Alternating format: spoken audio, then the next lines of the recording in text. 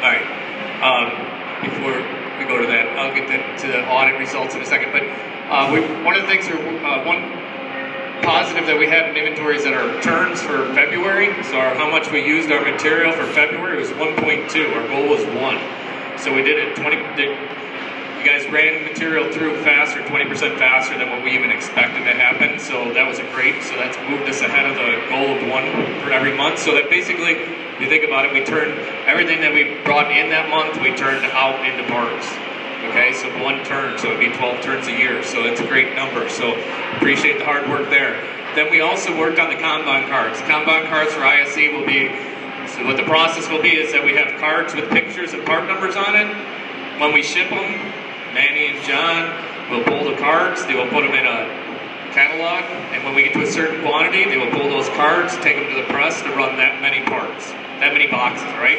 So every trim shell box will have a card in it. So as we're running, it's real simple to keep counts. We take a card when we have a full one, we put it back on the trim shell parts, so that once we're out of cards, we should shut the press down. We don't need to run anymore. So it's really simple, so it'll flow through. We had to make the cards. So what we did with the cards, we had them printed, so we had to cut them, we had to trim them, we had to then put them into the laminating sheets and put a back to it. We had backs on it, so if we find it, return to logistics in case they're on the ground and we don't know where they go. So then they did that, then we had to go through the laminator, and then we went after the laminator, they had to be cut to the right size, and they had to be quality checked, and then they had to be put into stacks, okay? So that's the whole process. So we went through it. So we started with 10 people. 10 people doing it around the table, and we had 3 full tables around there, and it took us 28 seconds per part to get it done. All right, 28 seconds, just with 10 people. Right away we said, well, we can make it better. Let's do this as a single piece flow.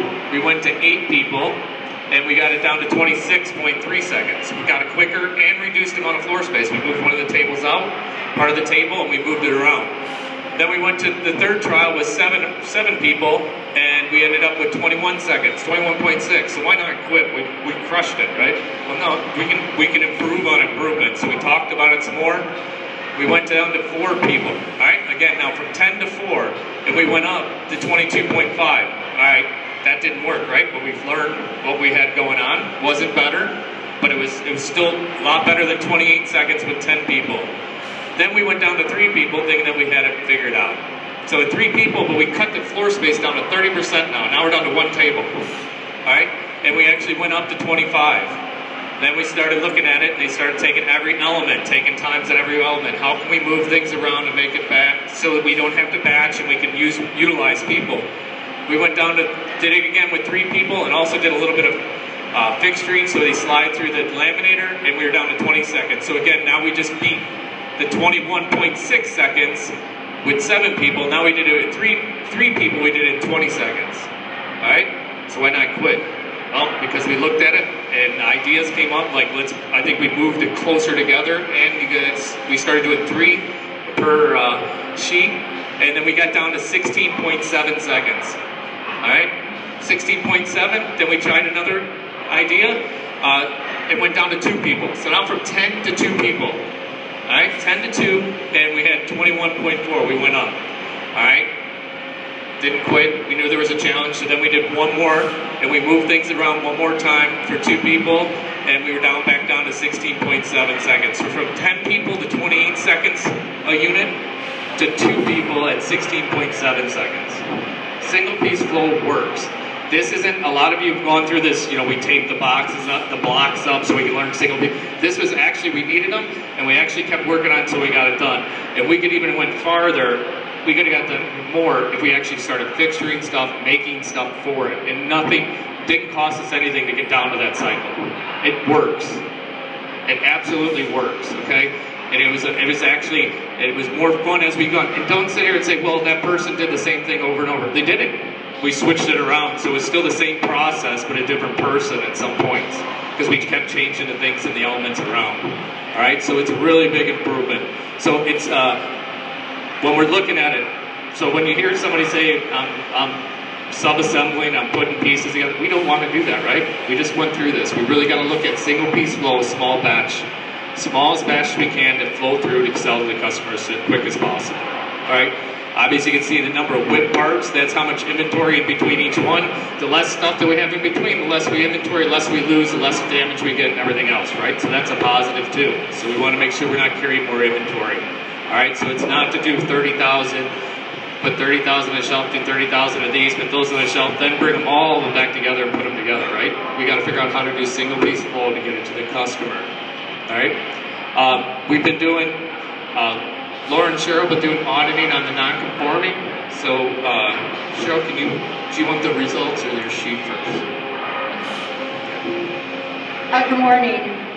Laura and I have been auditing the new non-conforming parts process, and these are the results. The first week, 18%, no bueno.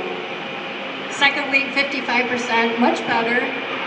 The third week, we went back down, and so Laura went out, and we went out and talked to the people to see if people were understanding, because our goal is to keep non-conforming parts moving. Our real goal is not to have any, but if we do, we want to keep them moving, keep them out of the value streams, keep them sorted and get them out, either if they can't be salvaged, grind them or throw them out or get them to the customer. The last week was our best audit, 82%. We were really happy with that. We really see people really trying to adhere to our process, and it's a new process, so it's brand new for everybody involved. Last week it went down a little to 78%, but we are going back and talking to people and explaining things. One of the things is we have designated areas for inbound non-conforming parts where they need to be dispositioned, and we have designated areas for immediate rework. We need to keep those areas clean. We all have a habit of when we have something we don't know what to do with, moving it into areas that are space, but we need to keep these areas clear just for non-conforming parts. And the first couple of pictures just show that they're filling up again with equipment that doesn't need to be there because we're not going to have room for what it was intended for. Material handlers also need to go to those areas when they've been dispositioned and their sheets that are clearly marked. When they're all filled out, they need to be moved, either to grind or to be disposed of or to be moved to immediate rework. And we had one, and we're trying not to be too picky, but we also want to make sure that the process is learned and that it becomes a habit or standardized. And so we had the bottom right one was a sheet that had been sitting there for like 3 or 4 days and had not been moved. So material handlers or lead operators or whoever, or QA, if you see these boxes and you can handle them without needing a material handler, we really would appreciate it if you would keep it flowing so that the process is a flowing process and everyone understands what needs to happen. If you don't understand, if you have questions, Laura and I are always available. And we really appreciate your hard work. Thank you.